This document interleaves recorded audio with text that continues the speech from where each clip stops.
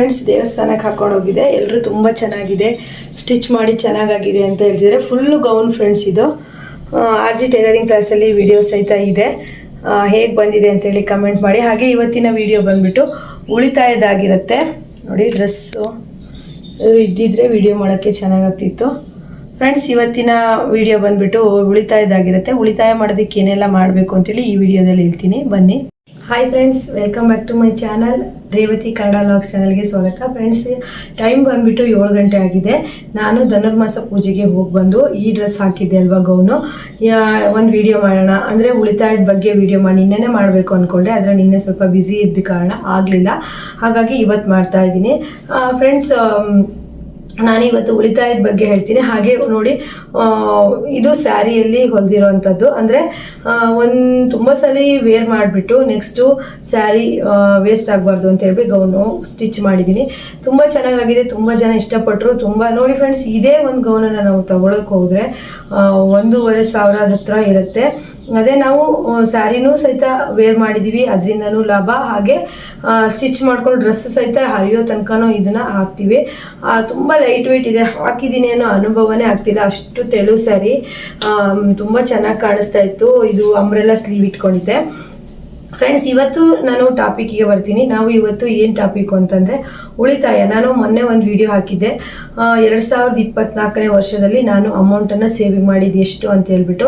ಆದರೆ friends, amount ನಾವು ಉಳಿಸ್ತೀವಿ ಅನ್ನೋದ್ರೆ ದುಡ್ಡನ್ನು ನಾವು ಈಗ ಉಳಿಸೋದು ತುಂಬಾ ಕಷ್ಟ. ಯಾಕಂದರೆ ಈಗ ಆನ್ಲೈನ್ ಶಾಪಿಂಗ್ ಆಗಿರ್ಬೋದು, ಮತ್ತು ಈಗ ನಾವೊಂದು ಪೇಟೆಗಂತ ಹೋಗಿ ಅಂಗಡಿಯಿಂದ ಹೊರಗಡೆ ನಮ್ಮ ಕಣ್ಣಿಗೆ ರಂಗ ಕಾಣೋ ಥರ ಎಷ್ಟು ಐಟಮ್ಗಳನ್ನ ಇಟ್ಟಿರ್ತಾರೆ. ಹಾಗೆ ಮನೆಯೊಳಗಡೆ ಕುತ್ಕೊಂಡು ಶಾಪಿಂಗ್ ಮಾಡ್ಬೋದು. ಈ ರೀತಿ ಎಲ್ಲ ಇದ್ದಾಗ ನಾವೊಂದು ಅಮೌಂಟನ್ನು ಸೇವಿಂಗ್ಸ್ ಮಾಡಬೇಕು ಅಂತ ಅಂದರೆ ತುಂಬಾ ಕಷ್ಟ. ಅಂದರೆ ಈ ರೀತಿ ಡಬ್ಬಿಗಳಾದರೆ ಓಪನ್ ಮಾಡೋಕ್ಕೆ ಬರೋದಿಲ್ಲ, ಇದಕ್ಕೆ ಹಾಕಿ ದುಡ್ಡು ಮತ್ತೆ ತೆಗಿಯೋಕ್ಕೆ ಬರೋದಿಲ್ಲ. ಆದರೆ ನಾವು ಓಪನ್ ಮಾಡೋಕ್ಕೆ ಬರೋ ಥರನೇ ಒಂದು ಬಾಕ್ಸಲ್ಲಾಗಿರ್ಬೋದು, ಒಂದು ಪರ್ಸಲ್ಲಾಗಿ ಇಟ್ಬಿಟ್ಟು ದುಡ್ಡನ್ನು ತೆಗೆದೇ ನಾವು 1 ವರ್ಷ ಜೋಡಿಸ್ತೀವಿ ಅಂದರೆ ತುಂಬಾ ಕಷ್ಟ. ಅದರಂಥ ಕಷ್ಟ ಯಾವುದಿಲ್ಲ. ಬೇಕಾದರೆ ನಿಮ್ಗೆ ಯಾರಿಗಾದರೂ ಅನುಭವ ಆಗಿದ್ರೆ ನನಗೆ ಕಮೆಂಟ್ ಮಾಡಿ. ಹೇಗಂದರೆ ನಮಗೆ ಬೇಕಾದಾಗ ತಕ್ಕೊಳ್ಳೋಕೆ ಬರೋವಂಥ ಬಾಕ್ಸಿಗೆ ಹಾಕಿಡಿ ನೀವು. ಏನೋ ಒಂದು ತುಂಬ ಎಮರ್ಜೆನ್ಸಿ ಬಂತು, ಕೆಲವರಿಗೆ ಎಮರ್ಜೆನ್ಸಿನೇ ಬೇಡ, ಏನೋ ಒಂದು ಶಾಪಿಂಗ್ ಮಾಡಬೇಕು ಅಂತ ಅನ್ನಿಸ್ತು ಅಂದರೆ ಆ ದುಡ್ಡನ್ನು ತೆಗೆದುಬಿಟ್ಟು ಶಾಪಿಂಗ್ ಮಾಡ್ತಾರೆ. ಕೆಲವರಿಗೆ ತುಂಬ ಹೊರಗಡೆ ಫುಡ್ ತಿನ್ನೋಂತಹ ಒಂದು ಇರುತ್ತೆ ಅಭ್ಯಾಸ. ಅವರು ಸಹಿತ ಇವತ್ತು ನಾನು ತಿನ್ನಬೇಕು ಅಂತೇಳಿ ಆ ದುಡ್ಡನ್ನು ತೆಗೆದು ಖಾಲಿ ಮಾಡ್ತಾರೆ. ಆದರೆ ನಾವು ಸೇವಿಂಗ್ಸ್ ಮಾಡ್ತಾ ಇರೋ ಬಾಕ್ಸು ತೆಗಿಯೋಕ್ಕೆ ಯಾವಾಗ ಬೇಕಾದ್ರೂ ತೆಗಿಬೋದು, ಯಾವಾಗ ಬೇಕಾದ್ರೂ ಹಾಕ್ಬೋ ಥರನೇ ಬಾಕ್ಸ್ ಇರಬೇಕು. ಆದರೆ ನೀವು ಅದರಲ್ಲಿ ಅಂಥ ಒಂದು ಎಮರ್ಜೆನ್ಸಿ ಬಂದರೆ ಮಾತ್ರ ತೆಗಿಬೇಕು. ಇಲ್ಲ ಅಂತಂದರೆ ಯಾವುದೇ ಕಾರಣಕ್ಕೂ ಆ ದುಡ್ಡನ್ನು ಮುಟ್ಟಲ್ಲ ಅಂತಲೇ ಮರ್ತು ಬಿಡಬೇಕು. ನೀವು ಒಂದು ಕಡೆ ಸೇವಿಂಗ್ಸ್ ಮಾಡ್ತಿದ್ದೀರಾ ಅಂದರೆ ಅದನ್ನು ಮರ್ತು ಬಿಡಬೇಕಂದ್ರೆ ಅದನ್ನೊಂದು ಕಡೆ ಹಾಕಿದ್ವಿ ಅಂದರೆ ಅದು ನಮ್ಮ ಕೈಗೆ ಸಿಗಲ್ಲ ಅಂತೇಳಿ ಫ್ರೆಂಡ್ಸ್. ನನಗೆ ತುಂಬ ಬ್ಯುಸಿ ಇರೋದ್ರಿಂದ, ಟೈಲರ್ ಆಗಿರೋದ್ರಿಂದ ಪ್ರತಿದಿನ ನಾನು ಹೋಗ್ಬಿಟ್ಟು ಕಟ್ಟೋಕ್ಕೆಲ್ಲ ಆಗಲ್ಲ. ಇದೇ ರೀತಿ ನಾನು ಅಂದರೆ ತಿಂಗಳಿಗೊಂದ್ಸತಿ ಸಂಘಗಳಿಗೆ ಇದಕ್ಕೆ ಅಮೌಂಟನ್ನು ಕಟ್ತಾ ಇರ್ತೀನಿ. ಒಂದು RD ಮಾಡಿಸಿ ಅದು ನನ್ನ ಅಕೌಂಟಲ್ಲೇ ಕಟ್ಟಾಗುತ್ತೆ. ಹೆಲ್ತ್ ಇನ್ಶೂರೆನ್ಸ್ ಎಲ್ಲ ವರ್ಷಕ್ಕೊಂದ್ಸತಿ ಕಟ್ಟೋದಿರುತ್ತೆ, ಇಲ್ಲ 6 ತಿಂಗಳಿಗೊಂದ್ಸತಿ ಕಟ್ಟೋದಿರುತ್ತೆ. ಅದರೆಲ್ಲ ತಿಂಗಳ ಬಾಡಿಗೆ ಕಟ್ಟೋದಿರುತ್ತೆ, ಮಕ್ಕಳು ಫೀಸ್ ಕಟ್ಟೋದಿರುತ್ತೆ. ಪ್ರತಿ ತಿಂಗಳು ಅದು ಇದು ಏನಾದರೂ ಕಮಿಟ್ಮೆಂಟ್ ಇದ್ದೇ ಇರುತ್ತೆ. ಅದರೆಲ್ಲ ನಡುವೆ ನಾವು ಸೇವಿಂಗ್ಸ್ ಮಾಡ್ತೀವಿ. ಆ ದುಡ್ಡನ್ನು ನಾವು ಮತ್ತೆ ಯಾವುದಕ್ಕೂ ಮುಟ್ಟಲ್ಲ ಅಂತ ಅಂದರೆ ತುಂಬಾ ಕಷ್ಟ. ಈ ರೀತಿ ಸೇವಿಂಗ್ಸ್ ಮಾಡ್ತಿದ್ದಾರೆ ಅಂದರೆ ಅವ್ರ ಮನಸ್ಸು ಒಂದು ಹಿಡಿತದಲ್ಲಿ ಇದೆ ಅಂತ. ನಮ್ಮ ಮನಸ್ಸನ್ನು ನಾವು ಹಿಡಿತದಲ್ಲಿ ಇಟ್ಕೋಬೇಕು. ನೋಡಿದ್ದೆಲ್ಲ ನಾವು ನಮಗೆ ತಗೊತೀವಿ ಅಂದಾಗ ಇದು ನಮ್ಗೆ ಎಷ್ಟು ಅವಶ್ಯಕತೆ ಇದೆ ಅನ್ನೋದನ್ನ ನಾವು ತಿಳ್ಕೊಬೇಕು. ಒಬ್ಬೊಬ್ರಿಗೆ ಹೇಗಂದರೆ ಏನಾದರೂ ಒಂದು ವಸ್ತು ನಮ್ಮ ಪಕ್ಕದ ಮನೆಯೊಳಗೆ ಹಾಕಿದ್ಲಾ, ಇವು ನಾಳೆ ನನಗೆ ಬೇಕೇ ಬೇಕು, ತಗೊಳ್ಳೇಬೇಕು ನಾನು ಅನ್ನೋ ಒಂದು ಹಠ. ಆ ರೀತಿ ಯಾವತ್ತೂ ಮಾಡಬೇಡಿ ಫ್ರೆಂಡ್ಸ್. ಪಕ್ಕದ ಮನೆಯವರು ನೋಡಿಬಿಟ್ಟು, ಅಥವಾ ಈಗ ನೋಡಿ ಸ್ಟೇಟಸಲ್ಲಿ ನಮ್ಮದೇ ಫ್ರೆಂಡ್ ಸರ್ಕಲ್ ಆಗಿರ್ಬೋದು, ಒಳ್ಳೊಳ್ಳೆ ಬಟ್ಟೆಗಳನ್ನು ಹಾಕ್ಬಿಟ್ಟು ಫೋಟೋಸನ್ನು ಎಲ್ಲ ಹಾಕ್ತಾರೆ. ಆಗ ನಾನು ಸಹಿತ ಅದೇ ರೀತಿ ಶಾಪಿಂಗ್ ಮಾಡಿ ನಾನು ಅದೇ ರೀತಿ ಹಾಕ್ತೀನಿ ಅಂತ ಯಾವತ್ತೂ ಹೋಗ್ಬೇಡಿ. ಈ ರೀತಿ ಬುದ್ಧಿ ಇತ್ತು ಅಂದರೆ, ಮತ್ತೊಬ್ಬರನ್ನು ನೋಡಿ ನಾವು ಮಾಡೋ ಬುದ್ಧಿ ಇತ್ತು ಅಂತಂದರೆ ಅದು ನಿಮ್ಮ ಒಂದು ಪಾತಾಳಕ್ಕೆ ತಳ್ಳತ್ತೆ ಅನ್ಬೋದು. ಆ ರೀತಿ ನನಗೆ ಫ್ರೆಂಡ್ಸ್ ಯಾರಿಗೆ ಎಷ್ಟೇ ಅವ್ರಿಗೆ ಅದು ಸೂಟ್ ಆಗುತ್ತೆ ಬಟ್ಟೆ ಅವ್ರು ಹಾಕೋ ಬರ್ತಾರೆ. ನನಗೇನು ಸೂಟ್ ಆಗುತ್ತೆ, ನನ್ನ ಲೆವೆಲಿಗೆ ಏನು ಸೂಟ್ ಆಗುತ್ತೆ ಅಷ್ಟನ್ನಷ್ಟೇ ನಾನು ತಗೊಳ್ಳೋದಕ್ಕೆ ಇಷ್ಟಪಡ್ತೀನಿ. ಅವ್ರು ಏನೋ ಅವ್ರು ಕಾರಲ್ಲಿ ಓಡಾಡ್ತಾರೆ, ವಿಮಾನದಲ್ಲಿ ಓಡಾಡ್ತಾರೆ, ಹೆಲಿಕಾಪ್ಟರ್ ಓಡಾಡ್ತಾರೆ ಅಂತ ನಾವು ಹಾಗೆ ಮಾಡಬಾರ್ದು. ನಮಗೆ ಎಷ್ಟು ದೇವ್ರು ಕೊಟ್ಟಿದ್ದಾನೋ ಅಷ್ಟರಲ್ಲೇ ಇರಬೇಕು. ನಮಗೆ 2 ಬೈಕ್ ಇದೆ, ನಾವು ಇದರಲ್ಲೇ ತೃಪ್ತಿ ಇದ್ದೀವಿ. ಏನಾದರೂ ಹೋಗಬೇಕು ಅಂದರೆ ಒಂದು ಬಾಡಿಗೆದೇ ಕಾರ್ ಮಾಡಿಕೊಂಡು ಆರಾಮಾಗಿ ಹೋಗಿ ಬರ್ಬೋದು. ಅದೇ ನಾವು ಬೇರೆಯವ್ರಿಗೆ ತೋರ್ಸೋಕ್ಕೋಸ್ಕರ ಈಗ ಒಂದು ವೆಹಿಕಲ್ ಕಾರೇ ತಗೊಳ್ತೀವಿ ಅಂದರೆ ಯಾವತ್ತೋ ವರ್ಷಕ್ಕೆ 2 ಸರಿ ನಾವು ಕಾರಲ್ಲಿ ಎಲ್ಲಿಗೂ ಹೋಗ್ತಾ ಇರ್ತೀವಿ. ಅದಕ್ಕೋಸ್ಕರ ನಾನು ಅವ್ರ ಪಕ್ಕದ ಮನೆಯವ್ರ ಹತ್ರ ಕಾರ್ ಇದೆ, ನನ್ನ ಹತ್ರನೂ ಬೇಕು ಅಂತ ಹೇಳ್ಬಿಟ್ಟು ನಾವು ತಗೊಂಡು ವರ್ಷಕ್ಕೆ 2 ಸರಿ ಹೋಗ್ತಿರ್ತೀವಿ. ವರ್ಷ ಪೂರ್ತಿ ಅದನ್ನ ಕವರ್ ಮಾಡಿ ಮುಚ್ಚಿಡ್ತೀವಿ. ಅದು ವೇಸ್ಟ್. ಅದೇ ನೀವು ಒಂದು ಗೋಲ್ಡಿಗೆ ಇನ್ವೆಸ್ಟ್ ಮಾಡಿ ಪ್ರತಿ ದಿನದಿಂದ ದಿನಕ್ಕೆ ಅದಕ್ಕೊಂದು ವ್ಯಾಲ್ಯೂ ಬರ್ತಾ ಇರುತ್ತೆ. ಅದೇ ನೀವು ಒಂದು ಭೂಮಿಗೆ ಇನ್ವೆಸ್ಟ್ ಮಾಡಿ ದಿನದಿಂದ ದಿನಕ್ಕೆ ಅದಕ್ಕೊಂದು ವ್ಯಾಲ್ಯೂ ಬರ್ತಾ ಇರುತ್ತೆ. ಈ ರೀತಿ ಇದ್ದಾಗ ಬರೀ ಬಟ್ಟೆ ಅಥವಾ ಗಾಡಿಗಳು, ಫೋನ್ಗಳು ನಮ್ಮ ಅಂದರೆ ನಮಗೆ ಎಷ್ಟು ದುಡಿತಿರ್ತೀವೋ, ಈಗ ನಾವು ಒಂದು ಹೆಚ್ಚು ಕಡಿಮೆ ತಿಂಗಳಿಗೆ ನಾನೇ ಒಂದು 25,000 ದುಡಿತೀನಿ ಅಂದರೆ 1,00,000 ಮೊಬೈಲ್ ತೊಗೊಂಡು ಅದ್ರ EMI ನಾನು ತಿಂಗಳಿಗೆ 5,000 ಕಟ್ಟಕ್ಕೆ ಅಂತಂದರೆ ತುಂಬ ಹೆವಿ ಆಗುತ್ತಲ್ವಾ. ಹಾಗಾಗಿ ನನ್ನ ಇನ್ಕಮ್ ಪ್ರತಿ ತಿಂಗಳು 25,000 ಇದ್ದಾಗ ನಾನು ಹೆಚ್ಚು ಕಡಿಮೆ ಫೋನನ್ನು ಒಂದು 10,000 12,000 15,000 ರೂಪಾಯಿ ಫೋನು ತೊಗೊಂಡ್ರೆ ನಡೆಯುತ್ತೆ. ಈ ಫೋನ್ ಅವಶ್ಯಕತೆ ಇದೆ ಅಂದರೆ ಫ್ರೆಂಡ್ಸ್, ನಾನು ಯೂಟ್ಯೂಬ್ ವಿಡಿಯೋ ಮಾಡೋಕ್ಕೆ ಸ್ಟಾರ್ಟ್ ಮಾಡಿದ್ದೆ ಅಲ್ವಾ, ನನಗೆ ಒಂದು ಫೋನ್ ತುಂಬ ಹಳೇದಾಗ್ತಾ ಬಂದಿತ್ತು, ವೀಡಿಯೋಸ್ ಎಲ್ಲ ಅಷ್ಟು ಕ್ಲಿಯರಾಗಿ ಬರ್ತಿರ್ಲಿಲ್ಲ. ನಾನು ಒಂದು ಹೊಸ ಫೋನ್ ತಗೊಂಡೆ. ಅದು ಏನು ಅಂದರೆ ನಾನು 4 ತಿಂಗಳು ಯೂಟ್ಯೂಬ್ ಪೇಮೆಂಟ್ ತಗೊಂಡೆ ಅಲ್ವಾ. ಈ ರೀತಿ ನಮಗೆ ಅವಶ್ಯಕತೆ ಇದ್ದರೆ ಮಾತ್ರ ಇನ್ವೆಸ್ಟ್ ಮಾಡಬೇಕು, ಇಲ್ಲ ಅಂದರೆ ತಗೊಳ್ಳೋದಕ್ಕೆ ಹೋಗಬೇಡಿ. ಹಾಗೆ ಮತ್ತು ತುಂಬ ನಿಮಗೆ ಯಾವುದಾದ್ರು ಒಂದು ವಸ್ತು ನೋಡಿದಾಗ ಹುಚ್ಚುತ್ತರ ಆಗುತ್ತೆ. ಅಂದರೆ ಇಲ್ಲಪ್ಪ ನನಗಿದ್ದು ಅರ್ಧ ಗಂಟೆ ಒಳಗೆ ನನಗಿದು ಬೇಕು, ಅದು ಏನಾಗುತ್ತೋ ಗೊತ್ತಿಲ್ಲ, ಅರ್ಧ ಗಂಟೆ ಒಳಗೆ ಬೇಕು ಅಂತ ನಿಮ್ಗೆ ಏನಾದರೂ ಒಂದು ಥಾಟ್ ಬರ್ತಾ ಇದೆ ನಿಮ್ಮ ಮನಸ್ಸಲ್ಲಿ, ಇಲ್ಲ ನಾನು ತಗೊಳ್ಳೇಬೇಕು ಅಂತ ಈ ಥರದ್ದು ಏನಾದ್ರು ಥಾಟ್ಗಳು ಬಂತು ಅಂದಾಗ ನೀವು ಇವತ್ತು ಒಂದು ದಿವಸ ಸ್ಕಿಪ್ ಮಾಡಿ, ನಾಳೆ ತಗೊಳ್ಳಿ. ಅದನ್ನು ನಾಳೆಗೆ ಹೋಗಿ, ನಾಳೆಗೆ ನಿಮ್ಮ ಮೈಂಡ್ ಸೆಟ್ ಚೇಂಜ್ ಆಗಿರುತ್ತೆ. ಅದು ನಮಗೆ ಎಷ್ಟು ಅವಶ್ಯಕತೆ ಅನ್ನೋದು ಸಹಿತ ಗೊತ್ತಾಗಿರುತ್ತೆ. ನೀವು ಅದಕ್ಕೆ ಡೆಡ್ ಇನ್ವೆಸ್ಟ್ಮೆಂಟ್ ಅಂತ ಕೆಲವೊಂದು ವಸ್ತುಗಳಿಗೆ ನಾವು ಮಾಡ್ತೀವಿ, ಅದು ಡೆಡ್ ಇನ್ವೆಸ್ಟ್ಮೆಂಟೇ. ಅಂದರೆ ಅದನ್ನು ನೀವು ಮುಂದುವರಿಸ್ತೀರ, ಅಂದರೆ ಬಿಡ್ತೀರ. ನಾಳೆ ಹೋದಾಗ ಅದು ಅವಶ್ಯಕತೆ ಇದ್ರಷ್ಟೇ ನಿಮಗೆ ತಗೋಬೇಕು ಅಂತ ಅನಿಸುತ್ತೆ.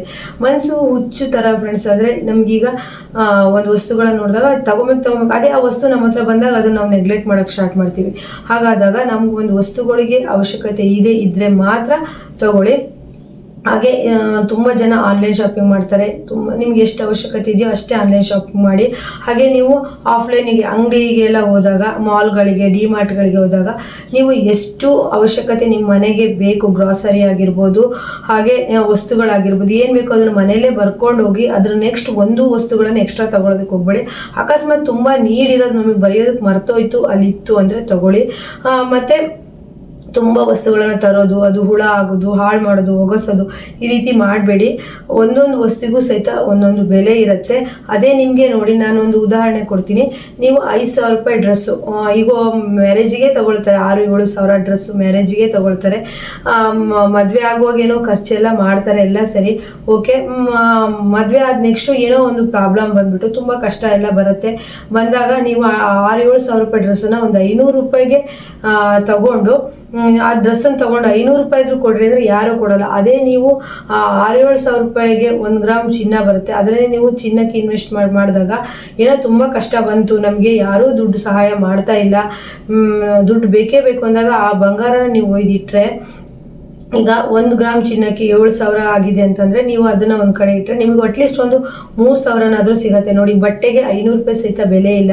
ಅದೇ ಬಂಗಾರಕ್ಕೆ ಒಂದು ನಿಮ್ಗೆ ಅಟ್ಲೀಸ್ಟ್ ಒಂದು 3,000-4,000 ರೂಪಾಯಿ ಆದರೂ ಕೊಡ್ತಾರೆ. ಕೆಲವರು ನೀವು ಒಂದು ಅಷ್ಟು ದುಡ್ಡನ್ನು ಕೊಟ್ಟರು ಕೊಡ್ಬೋದು. ಅಕಸ್ಮಾತ್ ನಿಮಗೆ ಅದು ಮಾರಲೇಬೇಕು ಅನ್ನೋದಿದ್ರೆ ಮಾರಿಬಿಟ್ಟು, ತುಂಬ ಎಮರ್ಜೆನ್ಸಿ ಇದ್ದಾಗ ಏನು ಮಾಡೋಕ್ಕಾಗಲ್ಲ ಫ್ರೆಂಡ್ಸ್. ನಾನು ಅಷ್ಟೇ, ನನಗೆ ಹೇಗಂದರೆ ಕಷ್ಟ ಬಂದಾಗ ನಮ್ಮಮ್ಮ ಇದ್ದಾಗ ಹೇಗೋ ಹೆಲ್ಪ್ ಮಾಡ್ತಾಯಿದ್ರು. ನಮ್ಮಮ್ಮ ಹೋದ ನಂತರ ನನಗೆ ತುಂಬ ಪ್ರಾಬ್ಲಮ್ ಅಂದರೆ ಒಬ್ಬರು 1 ರೂಪಾಯಿ, ಒಂದೊಂದ್ಸತಿ 50 ರೂಪಾಯಿ ಸಹಿತ ಇಸ್ಕೊಳಕ್ಕಾಗಲ್ಲ ಫ್ರೆಂಡ್ಸ್. ರಿಲೇಷನ್ ಹತ್ರ ಆಗಲಿ, ಫ್ರೆಂಡ್ಸ್ ಹತ್ರ ಆಗಲಿ, ನನಗೆ ಹೆಲ್ಪ್ ಮಾಡಿದಂಥ ಫ್ರೆಂಡ್ಸು ಇದ್ದಾರೆ, ಹಾಗೆ ರಿಲೇಷನ್ನು ಇದ್ದಾರೆ. ಆದರೆ ಒಂದೊಂದು ಟೈಮ್ ಪಾಪ ಅವ್ರ ಹತ್ರನೂ ದುಡ್ಡು ಇರಬೇಕಲ್ವ. ಈಗ ನಾವು ಕೇಳಿದ ತಕ್ಷಣ ನಮಗೆ ಇವತ್ತು ನೋಡ್ಕೊಬಿಡೋಣಪ್ಪ, ಇವತ್ತು ದುಡ್ದಿದ್ದೀನಿ, ಇವತ್ತು ಖರ್ಚು ಮಾಡಿಬಿಡೋಣ, ನಾಳೆ ನನಗೆ ಆ ಫ್ರೆಂಡ್ಸ್ ಅವತ್ತು ಕೊಟ್ಟಿದ್ಲು, ಮತ್ತೆ ಕೊಡ್ತಾಳೆ ಅವಳು, ಹೆಲ್ಪ್ ಮಾಡ್ತಾಳೆ ಅಂತ ಹೇಳ್ಬಿಟ್ಟು ನಾವು ಯಾರ ಮೇಲೋ ಭರವಸೆ ಹಾಕಿ ನಮ್ಮ ಅಮೌಂಟನ್ನೆಲ್ಲ, ನಮ್ಮ ಹತ್ರ ದುಡ್ದಿರೋ ಅಮೌಂಟನ್ನು ಸೇವಿಂಗ್ಸ್ ಮಾಡಿದೆ ಪೂರ್ತಿ ಖರ್ಚು ಮಾಡ್ಕೊಂಡಾಗ ಪಾಪ ಅವರಿಗೂ ಏನೋ ಒಂದು ದುಡ್ಡನ್ನು ಖರ್ಚು ಮಾಡ್ಕೊಂಡು ಅವರಿಗೂ ಏನೋ ಒಂದು ಕಷ್ಟ ಇರ್ಬೋದು. ಅವರು ನಮ್ಮ ಟೈಮಿಗೆ ಕೊಡದೆ, ಈಗ ನನಗೆ ನಾಳೆ ತುಂಬ ಎಮರ್ಜೆನ್ಸಿ ಇದೆ, ಹಾಸ್ಪಿಟ್ಲಿಗೆ ಹೋಗ್ಬೇಕು ಅಂತ ಅಂದಾಗ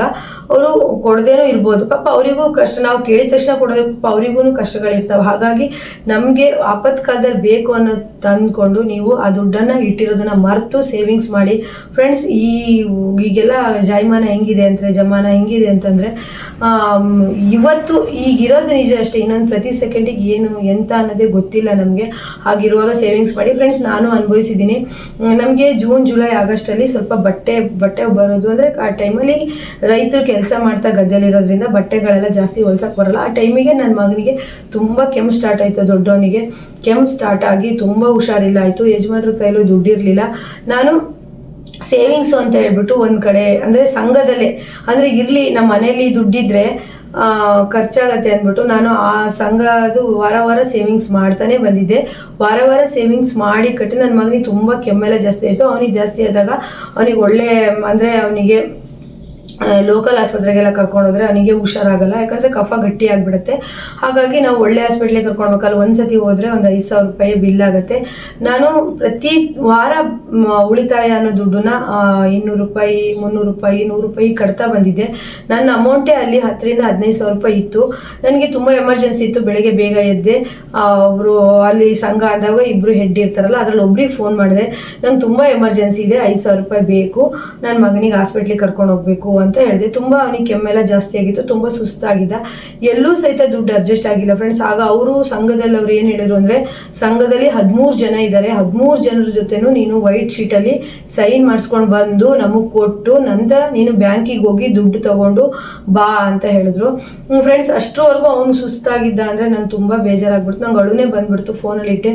ನೋಡಿ, ನಾವು ಸೇವಿಂಗ್ಸ್ ಅಂತಲೇ ಬೇರೆಯವ್ರ ಕಡೆ ಕೊಟ್ಟು ಉಳಿತಾಯ ಅಂತ ಇಟ್ಟಾಗ ನಮಗೇನೋ ಎಮರ್ಜೆನ್ಸಿ ಬಂದಾಗ ಕೊಡ್ತಾರೆ ಅಂತ ಅಂದರೆ ಅದು ಸುಳ್ಳು, ಕೊಟ್ಟಿಲ್ಲ. ಆಮೇಲೆ ನಾನು ಇನ್ನೊಂದು ಫ್ರೆಂಡ್ಸ್ ಕೇಳಿ ಇಸ್ಕೊಂಡೋದೆ. ಅವತ್ತೇ ನಾನು ತುಂಬ ಬೇಜಾರಾಯಿತು. ಇಲ್ಲ, ನಾವು ಸ್ವಲ್ಪ ಅಮೌಂಟನ್ನು ಒಂದು 10,000 ಅಮೌಂಟನ್ನಾದರೂ ಮನೇಲಿ ನಾವು ಸೇವಿಂಗ್ಸ್ ಆಗಿ ಇಡಬೇಕು. ಆ ಟೈಮಲ್ಲಿ ATM ಆಗಿರ್ಬೋದು, ಈ ಥರ ಸೇವಿಂಗ್ಸ್ ಮಾಡೋದು ಆ ಟೈಮಿಗೆ ಸಿಗ್ತವೆ ಅಂತ ನಮಗೆ ಗ್ಯಾರಂಟಿ ಹೇಳಕ್ಕೆ ಬರಲ್ಲ. ಅದೇ ನಮ್ಮ ಹತ್ರ ಕ್ಯಾಶ್ ಅನ್ನೋದು ಇದ್ದಾಗ ನಾವು ಅಂಥ ಟೈಮಿಗೆ ನಮಗೆ ಉಪಯೋಗ ಆಗುತ್ತೆ. ಹಾಗಾಗಿ ನೀವು ಎಷ್ಟೇ ನೀವು ಸೇವಿಂಗ್ಸ್ ಬ್ಯಾಂಕಲ್ಲಿ ಆಗಿರ್ಬೋದು, ಪ್ರತಿಯೊಂದು ಎಲ್ಲೇ ನೀವು ಅಕೌಂಟಲ್ಲಿ ಇಲ್ಲೇ ಇಡಿ, ಆದರೆ ನೀವು ಎಮರ್ಜೆನ್ಸಿ ಅಂತ ಒಂದು 5,000 ರೂಪಾಯಿ ಆದರೂ ನಿಮ್ಮ ಕೈಯಲ್ಲಿ ಇಟ್ಕೊಳ್ಳಿ. ಅಂದರೆ ಹಣ ಈಗೆಲ್ಲ ಆನ್ಲೈನ್ ಆಗಿರೋದ್ರಿಂದ ಜೋಬಲ್ಲಿ 1 ರೂಪಾಯಿ ಬೇಕು ಅಂದರೂ ಒಬ್ಬರು ಸಿಗಲ್ಲ. ಈಗ ಭಿಕ್ಷುಕ ಬಂದ ಅಂದರೂ ನೀನು ಬೇಕಾದರೆ ಫೋನ್ ಪೇ ಮಾಡ್ತೀನಿ, ಗೂಗಲ್ ಪೇ ಮಾಡ್ತೀನಿ ಅನ್ನೋ ಕಾಲ ಬಂದ್ಬಿಟ್ಟಿದೆ. ಹಾಗಾಗಿ ನಾನು ಹೇಳೋದು, ಯಾವ ಟೈಮಿಗೆ ಎಂಥ ಎಮರ್ಜೆನ್ಸಿ ಬರುತ್ತೆ ಅಂತಲೇ ಗೊತ್ತಿಲ್ಲ. ಕ್ಯಾಶ್ ಒಂದು 5,000 ರೂಪಾಯಿ ಇಟ್ಕೊಳ್ಳಿ ಫ್ರೆಂಡ್ಸ್. ಈಗ ಒಂದು 4-5 ವರ್ಷದ ಹಿಂದೆ ನಾನು ಹೆಂಗಾಗಿತ್ತು ಅಂತಂದರೆ, ಬಾಡಿಗೆ ಕಟ್ಟೋಕ್ಕೆ ಅಂತೇಳಿ ನಾನು ಒಂದು 5,000 ರೂಪಾಯಿ ದುಡ್ಡನ್ನು ಇಟ್ಕೊಂಡಿದ್ದೆ. ಅದೇ ದಿವಸನೇ ನಮ್ಮ ಮನೆಯವರಿಗೆ ಆಕ್ಸಿಡೆಂಟ್ ಆಯಿತು. ನಿಜವಾಗ್ಲೂ ಮಣಿಪಾಲ್ ಹೋಗುವಂಥ ಸ್ಟೇಜ್ ಬಂತು. ಹೋಗುವಾಗ ದುಡ್ಡಿರಲಿಲ್ಲ. ಅದು ಹೆಂಗೋ ಇದು 6,000 ರೂಪಾಯಿ ಇನ್ನೇನು ಬಾಡಿಗೆ ಕಟ್ಬಿಡ್ತಿದ್ದೆ. ಬಾಡಿಗೆ ಕಟ್ಟಿದ್ರೆ ನಿಜವಾಗೂ ನನ್ನ ಹತ್ರ ದುಡ್ಡಿಲ್ಲ, ಆದರೆ ಬಾಡಿಗೆ ಕಟ್ಟಿರಲಿಲ್ಲ. ಅದೇ ದುಡ್ಡು ತೊಗೊಂಡು ಮಣಿಪಾಲ್ ಹೋಗಿದ್ವಿ ನಾವು. ಅಲ್ಲಿ ಯಶಸ್ವಿನಿ ಕಾರ್ಡು ಅದೆಲ್ಲ ಮಾಡಿಸಿ ಸ್ವಲ್ಪ ಪರವಾಗಿಲ್ಲ ಆಯಿತು. ನೆಕ್ಸ್ಟ್ ಬಂದಮೇಲೆ ನನ್ನ ತಾಳಿ ಸರನೇ ಇಟ್ಬಿಟ್ಟು ನಾನು ಬಾಡಿಗೆ ಒಂದು 6 ತಿಂಗಳು ಬಾಡಿಗೆ ಆಗಿರ್ಬೋದು, ನಮ್ಮ ಕೆಲವೊಂದು ನೀಡ್ಸ್ಗಳನ್ನು ಮಾಡ್ಕೊಂಡಿದ್ದೆ. ಆವಾಗ ನಂಗೆ ಅನ್ನಿಸ್ತು, ನಾವು ಸೇವಿಂಗ್ಸ್ ಮಾಡಬೇಕು. ಯಾವ ಟೈಮಿಗೆ ಏನು ಆಪತ್ತು ಬರಲ್ವೋ ಅಂತೇಳಿ ಗೊತ್ತಿಲ್ಲ. ಅದು ಆ ಟೈಮಲ್ಲಿ ನಮ್ಮ ಮನೆಗೆ ಆಕ್ಸಿಡೆಂಟ್ ಆದ ಟೈಮಲ್ಲಿ ಜೂನ್ ತಿಂಗಳಾಗಿತ್ತು. ತುಂಬ ಅವಾಗೂ ಬಟ್ಟೆನೂ ಬರೋದಿಲ್ಲ, ಮನೆಯವ್ರೂ ನೋಡ್ಕೊಬೇಕಲ್ವ. ಹಾಗಾಗಿ ತುಂಬ ಕಷ್ಟ ಆಯಿತು. ಹಾಗಾಗಿ ನಾನು ಹೇಳೋದು, ಅಟ್ಲೀಸ್ಟ್ ನಿಮಗೆ ಸೇವಿಂಗ್ಸ್ ಮಾಡಿದೀಗ ನಾನು ನೋಡಿ ವರ್ಷ ಪೂರ್ತಿ ಸೇವಿಂಗ್ಸ್ ಮಾಡಿದ್ದೀನಲ್ವ, ಆ ದುಡ್ಡಲ್ಲಿ ನನ್ನ ಮಗನಿಗೆ 25,000 ರೂಪಾಯಿ ಸ್ಕೂಲ್ ಫೀಸ್ ಕಟ್ತೀನಿ. ಇನ್ನು ಇರೋದ್ರಲ್ಲಿ ನಾನು ಗೋಲ್ಡಿಗೆ ಇನ್ವೆಸ್ಟ್ ಮಾಡ್ತೀನಿ ಹೊರತು ಯಾವುದೇ ಥರ ಬಟ್ಟೆ ಆಗಿರ್ಬೋದು ಏನೂ ತೊಗೊಳೋದಿಲ್ಲ ಫ್ರೆಂಡ್ಸ್. ಮತ್ತು ಪ್ರತಿ ಒಂದು ಹಬ್ಬಕ್ಕೂ ಬಟ್ಟೆಗಳನ್ನು ತೊಗೊಳೋದು ಸಿಕ್ಕಂಗೆ ತೊಗೊಳೋದ್ರೆ ನಾನು ನೋಡಿ ಫ್ರೆಂಡ್ಸ್, ನನ್ನ ಮಕ್ಕಳಿಗಾಗಿರ್ಬೋದು ನಮಗಾಗಿರ್ಬೋದು ಪ್ರತಿ ಹಬ್ಬಕ್ಕೂ ಬಟ್ಟೆಗಳನ್ನು ತೊಗೊಳೋದಿಲ್ಲ. ನನ್ನ ಮಕ್ಕಳು ಸಹಿತ ಕೊಡಿಸಿ ಅಂತ ಕೇಳೋದಿಲ್ಲ. ನಾನೇನು ಬರ್ಡೇ ಟೈಮಿಗೆ ಕೊಡಿಸ್ತೀನಿ. ತುಂಬ ಇಂಪಾರ್ಟೆಂಟ್ ಯಾರ್ದಾದ್ರೂ ಹತ್ರ ರಿಲೇಷನ್ ಫಂಕ್ಷನಿಗೆ ಹೋಗಲೇಬೇಕು ಅಂದರೆ ಅವಶ್ಯಕತೆ ಇದ್ದರೆ ಮಾತ್ರ ಅವರಿಗೆ ಬಟ್ಟೆಗಳನ್ನು ಕೊಡಿಸ್ತೀನಿ. ಯಾಕಂದರೆ ವಾರ ಪೂರ್ತಿ ಶಾಲೆಗೆ ಹೋಗ್ತಿರ್ತಾರೆ, ಶಾಲೆ ಯೂನಿಫಾರ್ಮನ್ನೇ ಸಖತ್ತಿರುತ್ತೆ. ಹಾಗಾಗಿ ಫ್ರೆಂಡ್ಸ್, ಈ ರೀತಿ ಮಾಡಿಬಿಟ್ಟು ನೀವು ಅಮೌಂಟನ್ನು ಸೇವ್ ಮಾಡ್ಬೋದು. ಮತ್ತು ಅಕ್ಕಪಕ್ಕದ ಮನೆಯವ್ರನ್ನ ನೋಡಿಬಿಟ್ಟು ಅವ್ರು ಹಾಕುವಂಥ ಬಟ್ಟೆ ವಸ್ತುಗಳನ್ನು ಉಪಯೋಗಿಸೋದನ್ನೆಲ್ಲ ನೀವು ತಗೊಳ್ಳೋದಕ್ಕೆ ಹೋಗಬೇಡಿ. ಈ ಥರ ಎಲ್ಲ ನೀವು ಯೋಚನೆ ಮಾಡಿಬಿಟ್ಟು ದುಡ್ಡನ್ನು ಸೇವಿಂಗ್ಸ್ ಮಾಡ್ತಾ ಹೋಗಿ. ಹಾಗೆ ಇನ್ನೂ ಏನಾದರೂ ಸೇವಿಂಗ್ಸ್ ಮಾಡೋದಕ್ಕೆ ಟಿಪ್ಸನ್ನು ಬೇಕಾಗಿದ್ದರೆ ನಾನು ಮುಂದಿನ ವಿಡಿಯೋದಲ್ಲಿ ಹೇಳ್ತೀನಿ, ನನಗೆ ಕಮೆಂಟ್ ಮಾಡಿ. ಓಕೆ ಫ್ರೆಂಡ್ಸ್, ನೆಕ್ಸ್ಟ್ ವಿಡಿಯೋದಲ್ಲಿ ಮತ್ತೆ ಸಿಗೋಣ. ಎಲ್ರಿಗೂ ಬಾಯ್.